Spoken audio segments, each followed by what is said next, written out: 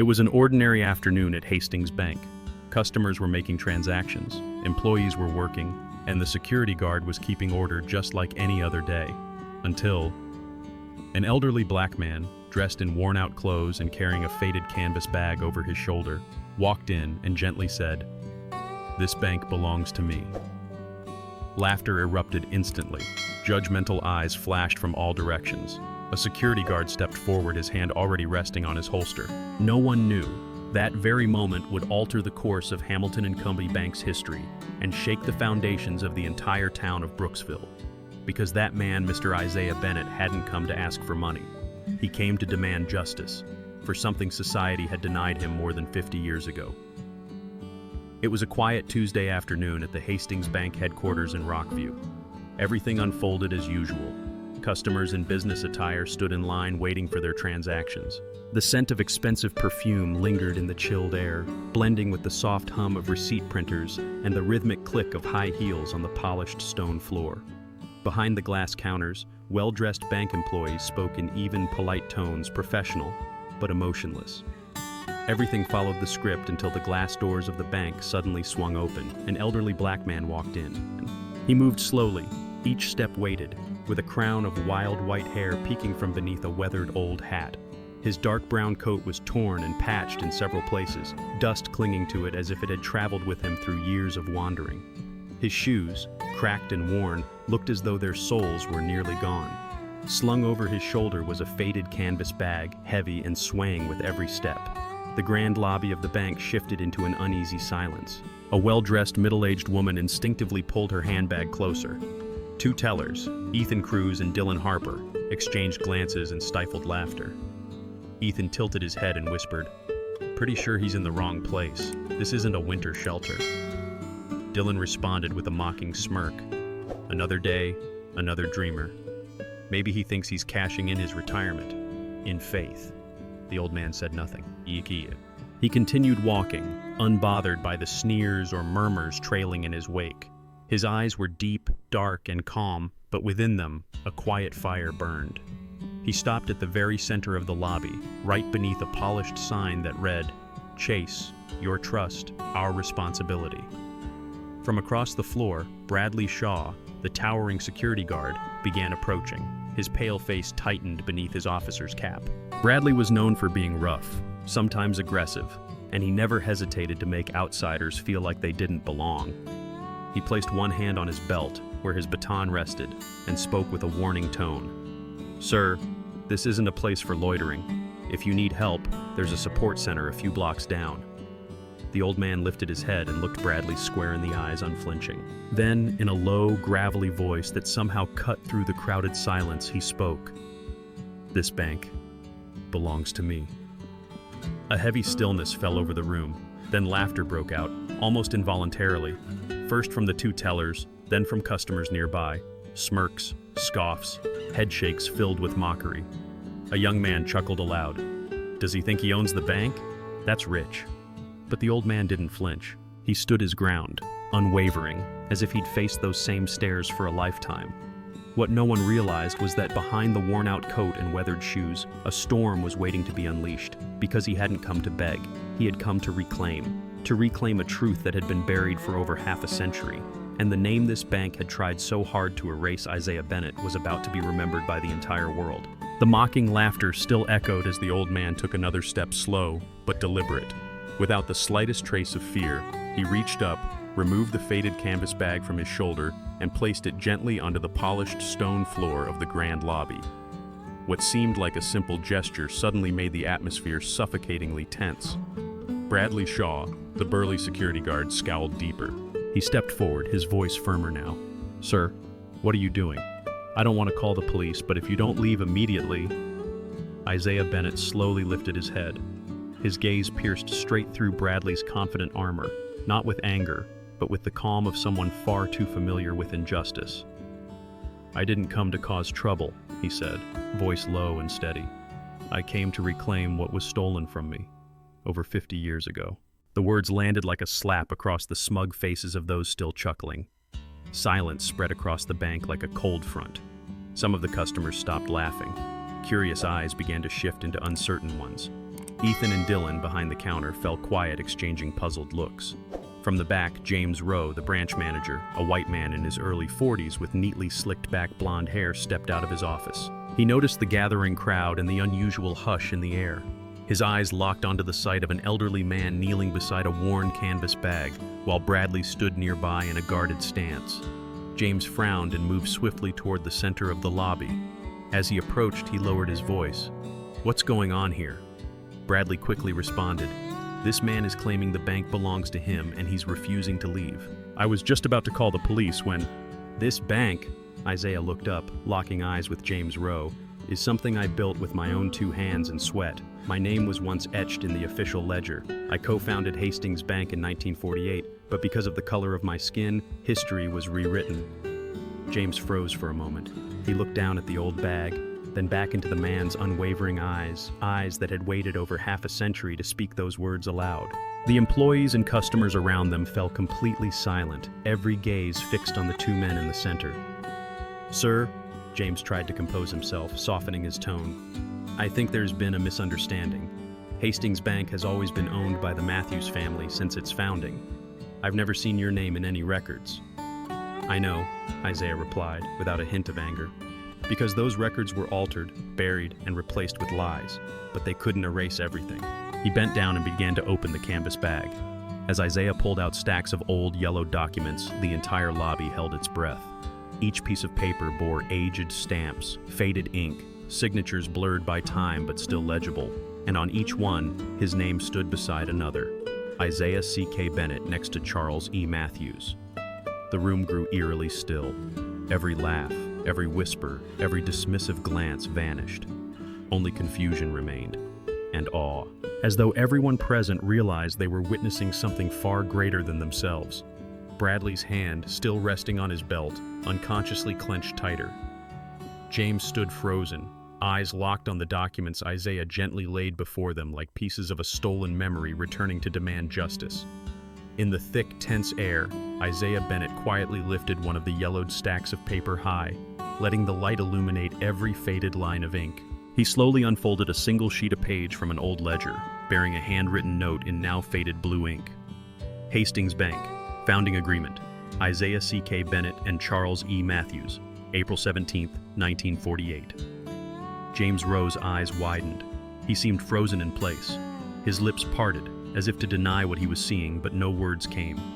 The truth was there, not spoken, but written black and white, stamped with the bank's old seal and marked by signatures that could not be forged. From behind, Linda Moores, an older employee, hesitantly stepped forward, her eyes fixed on the document in Isaiah's hands. She murmured, stunned, "Oh my God.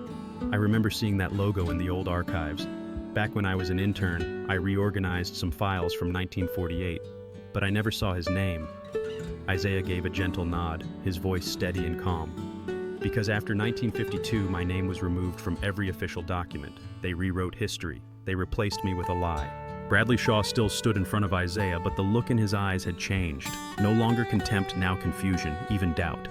He glanced at James, waiting for instruction, but James looked utterly stunned.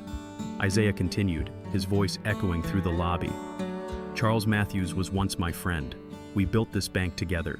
But when it began to grow, he told me that a black man couldn't be publicly listed as a founder, that it would damage the bank's image." A murmur rose among the customers. A middle-aged man in an expensive suit who had mocked Isaiah moments earlier now stood silently, his eyes troubled. A young woman discreetly pulled out her phone and began recording. Ethan Cruz and Dylan Harper, the young bank tellers, stepped out from behind the counter, no longer wearing their earlier smirks. Ethan muttered, "This can't be real. If those papers are legit." Isaiah didn't turn to face them. He simply kept speaking as if he were telling a story to an entire generation that had never been allowed to hear the truth. "They forced me to sign a temporary transfer document for 3 months. Said it was only to ease transactions with white investors. But when the 3 months passed, they never returned it. They made up stories about me that I was unfit, that I was dishonest. They called the police. They took everything from me, even my name in this bank's history." James Rowe stepped closer, his hands trembling as he accepted the documents from Isaiah. He flipped through the pages with careful fingers, his face draining of color as he reached the note sealed in 1948, 2 signatures, unmistakable. It was as if the very foundation of everything he had believed in was collapsing in his hands. "I was told Matthews was the sole founder," James whispered. Isaiah shook his head gently. "No, I was the one who built it first with a dream. But the dream of a black man in those days was treated like a joke. They didn't just steal my bank, they buried me like I never existed." The entire lobby was consumed by silence. Every gaze had shifted not to James Rowe, but to the old man with the faded canvas bag. A man who had been mocked only minutes ago, now stood at the center of a truth too heavy to deny. James, still in shock, looked at Isaiah with new eyes, not as a man trying to keep order in a bank, but as someone facing a moral reckoning. "Mr. Bennett," James said quietly, if what you say is true, then I won't let it remain buried another day." Isaiah nodded gently, but in his eyes there was no celebration, only the calm of a man who knew this was just the beginning. The grand lobby of Hastings Bank remained gripped in a suffocating silence. Only the slow hum of ceiling fans and the rustling of old paper in James Rowe's hands could be heard. The bank manager stood with his head bowed, still clutching the stack of time-worn documents bearing Isaiah Bennett's signature from more than half a century ago. His face was stiff, stripped of its usual composure. Isaiah stood silently in the center of the lobby, like a living monument. His expression remained calm, but beneath the surface, a quiet storm stirred not of rage, but of justice, long denied for 50 years. Bradley Shaw still stood beside Isaiah, but the balance of power had shifted. His hand hovered near his holster, but he no longer moved with confidence. He wasn't being held back by force, but by something he'd never understood: truth. Linda Moores had now stepped fully into the center of the lobby. Her voice trembled slightly, but it was clear. "I remember seeing a portion of that ledger, back when I was an intern. But then it disappeared. I thought I had imagined it, but I didn't." Dylan Harper, once the loudest among the mockers, now stepped toward James Rowe. His voice had dropped, low and serious.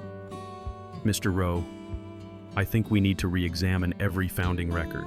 If what Mr. Bennett says is true, then this entire bank was built on a lie." James lifted his eyes, troubled, humbled. He gave a slight nod, then turned to Isaiah and spoke slowly but clearly. "Mr. Bennett, I can't apologize enough for what you've endured, but I promise you this: what you've presented will be examined publicly and transparently. No more hiding." Isaiah met his gaze.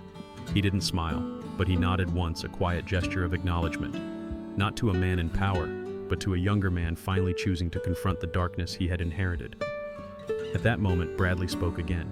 His voice was louder, laced with resentment. "You're all seriously going to believe this old man over a few crumpled pieces of paper? This is Matthews Bank, everyone knows that, and him, he's just a drifter looking to stir up trouble." But this time, the room didn't rally behind him. The stares that turned toward Bradley held no agreement, only disapproval. Ethan Cruz stepped forward, his tone calm but firm. "No, Mr. Shaw, we believe in evidence. And if this bank really was founded on betrayal, I'd rather stand with justice than protect a reputation built on deceit."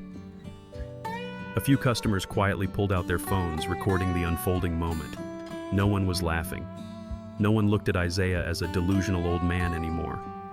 They saw him for what he truly was, a man whose dream had been stolen, now standing in the very heart of that dream, reclaiming every shattered piece of truth. James Rowe turned abruptly to the front desk and said, "Call internal legal right now, and bring me all asset records from 1948 to 1955. We're verifying this today." Silence fell once more, but this time, it was not the silence of disdain.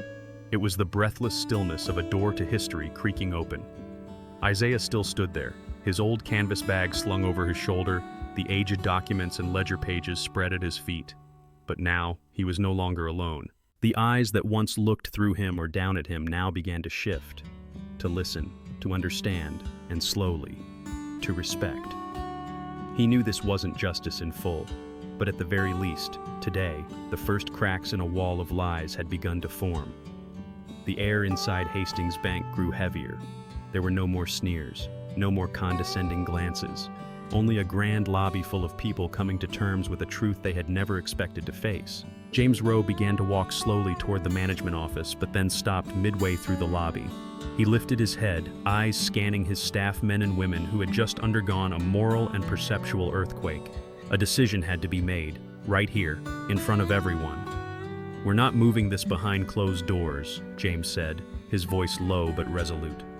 "Everyone here deserves to know the truth right here, right now." A wave of silence swept across the room. Bank employees stepped forward, forming a half circle around James and Isaiah. Some customers stayed as well, no one was leaving. They all understood that they were witnessing something rare, a buried history being unearthed in broad daylight. James opened the old ledger Isaiah had handed him. The yellowed pages, the distinct strokes of ink still vivid with time. On the very first page, a full name written in strong handwriting, Isaiah C. Bennett. Beneath it, a signature. No one spoke. Only the sound of pages turning echoed softly, broken occasionally by quiet sighs. Linda Moores stepped closer. Her eyes brimmed with tears as she looked at the signature. "I remember this handwriting," she whispered. "This is it. This is him." Bradley Shaw, once so sure of himself, stood stiffly, his pride shrinking beneath the weight of undeniable evidence. He no longer clutched his holster. His hands dropped, his eyes shifted, avoiding the stares that now judged him instead. Across the lobby, a subtle movement drew everyone's attention. Emily Carter, the youngest bank employee, emerged from behind the teller counter. She walked slowly toward Isaiah and stopped just in front of him. In her hands was an old invoice, long forgotten in the archives, something she had stumbled across during a late-night shift. "I found this document a year ago," she said softly, her voice trembling. "Back then I didn't realize how important it was. But I think it belongs to you." Isaiah looked at the young woman. His gaze softened, and he nodded gently. He received the paper with reverence, not just for its content, but for what it symbolized: a recognition, a first step from a new generation toward correcting the wrongs of the past. James took a deep breath. He turned to his staff. "We're going to do the right thing. I'm calling an emergency meeting with the board. Every record from 1948 onward will be reviewed, and if what Mr. Bennett has presented is verified, we will issue a public apology and we will correct it." No one objected. Instead, something intangible began to fill the room, something that felt like hope. Isaiah stood still, the old ledger resting in his hands. His face wasn't one of triumph, but of quiet peace. After more than half a century, he had forced those who once looked down on him to look inward. "Thank you," he said, voice deep and raspy, carrying the weight of a lifetime of bitterness. "I don't need money. I don't want recognition. I only want one thing: for the truth to be acknowledged." In that moment, everyone understood. What he brought today wasn't just a ledger. It was a mirror reflecting a past smeared by greed, racism, and silence. And now the very foundation of Hastings Bank was trembling, not from age, but because the truth had finally found its voice. The atmosphere inside Hastings Bank had shifted into something surreal after James Rowe's declaration. It was no longer a place of routine transactions. No one was withdrawing money, no one was filling out forms. Everyone stood still, watching the elderly man with the stooped back and the blazing eyes, Isaiah Bennett, as if he were the epicenter of an earthquake shaking the very foundation of the building. Bradley Shaw, though his hand had fallen away from his weapon, still stood with his arms tightly crossed. His eyes flickered between anger and confusion. For years he believed his job was to maintain order, but today, that very order was being threatened by something he couldn't contain: the truth. Ethan Cruz and Dylan Harper, the two bank employees who had mocked Isaiah when he first walked in, now stood side by side in silence. Dylan kept his eyes on the floor, avoiding everyone's gaze. Ethan let out a quiet sigh, still clutching a clipboard he no longer knew what to do with. Neither dared to speak, not out of fear of punishment, but because they now saw they'd been part of a cycle of injustice stretching across generations. Linda Moores, the veteran employee, stepped forward, standing beside James Rowe. She had witnessed the evolution of Hastings Bank through the decades and had often wondered about the gaps in its history. Now, seeing Isaiah hold documents that could not be denied, she knew what was right. "James," she said softly, yet clearly, "I stand with him." Her words struck like a match in dry grass. Emily Carter looked around the room, then walked up beside Isaiah. Her eyes held a quiet conviction. "You don't have to stand alone anymore," she said gently. Then something few expected began to happen. A group of staff, some of whom had been hesitant only moments ago, began moving toward Isaiah. No one said a word, but every step they took was a silent affirmation. They were choosing to stand with the truth. Bradley watched in silence, his lips pressed into a hard line. His entire life had been rooted in order, in command. But now, even his superior James Rowe was standing beside the old man. A strange, unnameable feeling rose inside him. Anger, confusion, and something harder to admit, fear. He clenched his jaw and stepped back. Then another step. His hand gripped the edge of his duty belt, not to draw his weapon, but as if to steady himself from collapsing under the weight of it all. James Rowe turned to face all the employees gathered in the lobby. He drew a deep breath and spoke. "I know what we've just heard and what we've just seen is hard to accept, but you're not being asked to choose between this bank and Isaiah Bennett. You're being asked to choose between right and wrong." He paused, then continued, his voice stronger. "We can't rewrite history, but we can begin to record it truthfully starting today." A round of applause broke the silence. At first, hesitant, scattered, but then it grew firm, steady, and unmistakably sincere. It wasn't a celebration. It was something deeper, an unspoken recognition of a courageous decision finally made. Isaiah stood still. A breeze drifted through the glass doors, tugging gently at the corner of his old coat. His eyes shimmered with tears that hadn't yet fallen. But he stood tall like a monument carved from the very storm of life. In that moment, he was no longer the crazy old beggar some had assumed. He was the living symbol of a truth once buried, a justice long denied, and a dignity that had once been stolen but never destroyed. And this moment, this gathering of eyes that now saw clearly, of hands reaching out from former silence, was the answer he had waited more than 50 years to receive. As the applause faded, a strange silence settled over the lobby of Hastings Bank. But this time it wasn't the tense silence of prejudice. It was the quiet of people standing face to face with something undeniable. The truth had arrived, and it didn't need to shout to be heard. Isaiah Bennett remained in the center of the lobby, one hand resting gently on the faded canvas bag that had followed him through more than half a century. His expression was calm, but something had shifted in his eyes. No longer the muted sorrow of a man once robbed of his place, but the quiet radiance of someone who finally had been seen. James Rowe turned to face Isaiah. "Mr. Bennett," he said, voice low but resolute, "I think we need to examine all the documents you brought. If what you say holds up, then not just Hastings Bank, but all of Rockford will have to reconsider its history." Isaiah nodded gently. He knelt down and slowly pulled out the rest of the documents. A copy of the bank's founding agreement signed by himself and William Thorne, his former partner, the one who later betrayed him. Stacks of letters, receipts, notarized paperwork, all bearing the early Hastings Bank seal. And, more importantly, none of them contained any record of Isaiah ever formally transferring ownership. James accepted the documents carefully. He, along with Linda and several senior staff, stepped into a nearby office to begin reviewing the evidence. The lobby quieted again, each person deep in thought. Emily Carter sat down at a guest table, her fingers interlaced, eyes distant, trying to reorder everything she thought she knew about her workplace. Bradley Shaw remained in the corner, jaw tight, fists clenched. He looked around, perhaps hoping anyone would stand up and call this a hoax. But no one did. Even those who had laughed at Isaiah when he walked in now sat quietly, their heads lowered in shame. About 20 minutes later, James Rowe returned to the lobby, a stack of documents in his hands. His face was solemn, his eyes unwavering. "I've reviewed everything," he began. "These documents are authentic.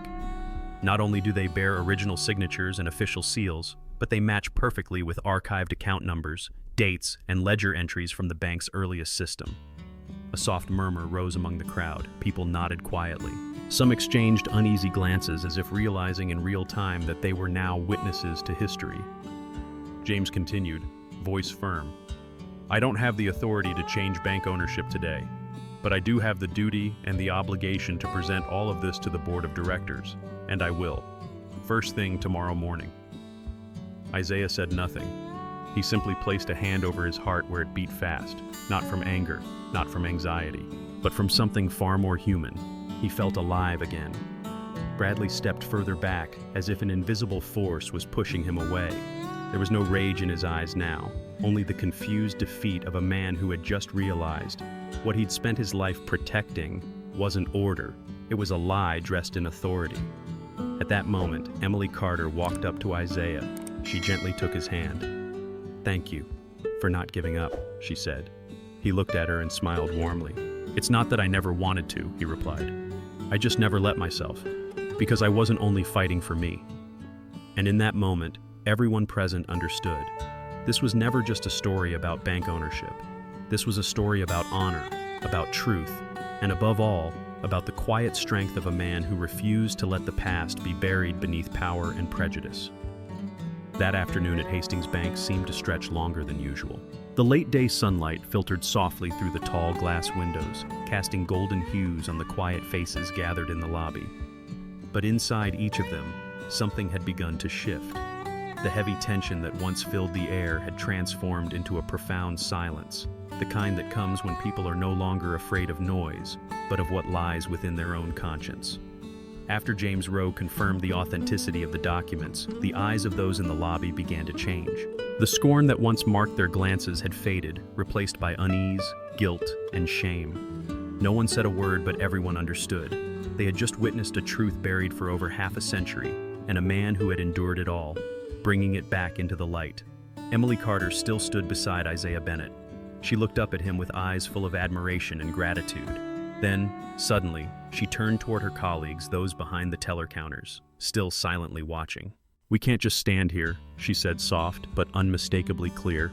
"If we truly believe what he's shown us, then we have to show it." Without waiting for agreement, Emily walked to a nearby table, where a few old banknotes printed with the original Hastings logo were scattered. She picked one up, her hands slightly trembling, but her eyes steady. Then she walked back and placed it gently on the table in front of Isaiah. "I believe you," she said, her voice sincere, "and I'm sorry for ever thinking you were just a delusional old man." That small act, so quiet, struck the room like a spark in dry air. Within moments, another employee, Josh Taylor, who had mocked Isaiah earlier, stepped forward. He said nothing at first, simply laid a yellowed piece of paper beside Emily's and bowed his head. "I believe you too," he said, his voice low, full of remorse. Then a third, a fourth. Within minutes, every teller behind the counters had come forward, each leaving a note, a whispered apology, or sometimes just a long, honest look into Isaiah's eyes. It was no longer a gesture, it was a collective awakening. From across the room, Bradley Shaw watched the scene in disbelief. His face turned pale, then flushed red with anger. But this time, no one backed him. Even those who once feared his temper had turned away. The authority he clung to like armor now cracked, fragile, and exposed. James Rowe stepped forward beside Isaiah. His eyes held not just sympathy, but something heavier, a sense of duty. "I'll personally present all these documents to the board meeting tomorrow morning," James said. "I know it won't be easy, but if we don't begin with the truth, then anything we build from here is just a house of sand." Isaiah looked at him. A faint smile curved across his time-worn face. "You're a brave young man," he said. "Not because you believe me, but because you were willing to face the truth, even when it cost you something." Applause rose from behind them. This time, it wasn't the applause of surprise or spectacle. It was recognition, for courage, for truth, and for a man who had returned from the forgotten pages of history carrying the torch of justice. The last light of day had now shifted to a warm amber glow. And in the lobby of Hastings Bank, for the first time in a very long while, something rare had happened. The truth had spoken, and, finally, people were ready to listen. The morning sun cast a soft glow across the glass facade of Hastings Bank headquarters in downtown Rockdale. Outside, the city moved along in its usual rhythm. But on the top floor, inside the main boardroom, a storm was quietly gathering. James Rowe, dressed sharply in a gray suit, held tightly to the briefcase containing the evidence brought forward by Mr. Isaiah Bennett. He entered the long boardroom with steady eyes, refusing to flinch. Seated across from him were the 7 board members, each one a figure of influence and tradition.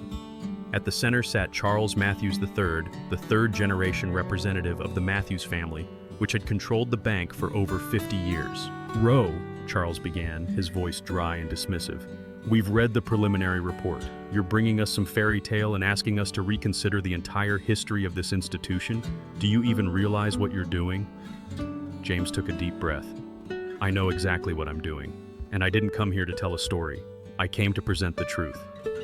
He set the briefcase on the table and opened it, revealing layer after layer of documents. Bank records from 1948, unsigned ownership transfer contracts, original copies of the founding agreement, and finally, the old, tattered ledger bearing the name Isaiah C.K. Bennett, with hundreds of handwritten signatures, transactions, and notes from the earliest days of Hastings Bank. A heavy silence settled over the room. Several board members glanced at one another, unsure. But Charles Matthews remained unmoved. Leaning back in his chair, his voice turned cold. Rowe, these documents hold no legal weight. They're too old, unverifiable, and more importantly, you're putting this bank's reputation at risk. James met his gaze without blinking. The bank's reputation is already at risk because we've buried the truth for decades. I'm not here to destroy anything. I'm here to preserve what's left of our integrity before it's buried under a lie. At that, Helen Grace, the board's most impartial voice, spoke hesitantly. James, I've reviewed some of the materials, and it seems there's more merit here than we can afford to ignore. Mr. Bennett's story isn't without foundation. Charles turned sharply toward her, his disapproval barely concealed. Helen, this isn't the time to chase fantasies. You think an elderly black man walking in, claiming ownership, is something we're supposed to entertain? James's hands clenched slightly. He's not claiming everything. He's asking for one thing, his name back. History was rewritten, and now we sit here deciding whether to keep that lie alive or to correct it. Charles went silent, his face tightening. But some of the other members shifted uncomfortably. Their eyes lowered to the documents before them, old ink fading with age, but clear enough to reveal what had been deliberately forgotten. James knew he wouldn't change everything in one meeting, but he also knew today seeds had been planted in the hearts of those who still believed in justice. As the meeting ended, James stepped out of the boardroom. The briefcase in his hand felt lighter, but the weight on his shoulders was heavier than ever. He knew what would come next: legal battles, private threats, attempts to silence the truth. But he also knew one thing with certainty: he had chosen the right side. Downstairs in a quiet corner of the lobby, Isaiah Bennett sat by the window, watching the world outside. The old canvas bag still rested in his lap. When he saw James emerge, he gave a small nod, no words needed, because in James's eyes, Isaiah had already seen the answer. 1 week after that fateful meeting, the name Isaiah C.K. Bennett flooded newspapers across Rockdale. Photos of him sitting calmly in the lobby of Hastings Bank, scanned images of the 1948 founding ledger, excerpts of his quiet, powerful words.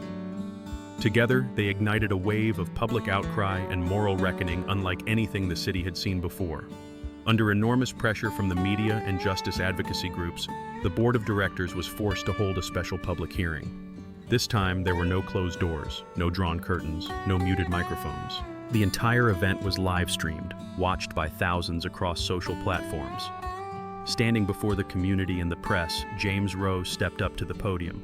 Beside him stood Isaiah Bennett, wearing for the first time in his life a crisp black suit custom-made by the bank's staff as a gesture of gratitude and respect. "We are not here today to rewrite the past," James began. "We are here to correct it. Nearly 70 years ago, a black man with extraordinary vision and strength co-founded Hastings Bank. But because of the color of his skin, his name was erased from every official record. Today, we formally recognize Mr. Isaiah C.K. Bennett as a co-founder of Hastings Bank." The entire room rose in a standing ovation, a scene never before witnessed in the sterile, guarded world of finance. Isaiah rose slowly, but firmly. He scanned the crowd faces that now listened, eyes that no longer held the contempt he'd endured for a lifetime. "I didn't come here to reclaim money," he said, his voice soft but echoing. "I came to reclaim my name, my dignity, and to remind us all that justice is never too late, as long as we have the courage to face the truth." After the ceremony, a new bronze plaque was mounted in the main lobby of Hastings Bank. It read, "Hastings Bank, established 1948 by Isaiah C.K. Bennett and John R. Williams." The name that had been buried for more than half a century could never be erased again. From that day forward, Hastings Bank began a reform campaign.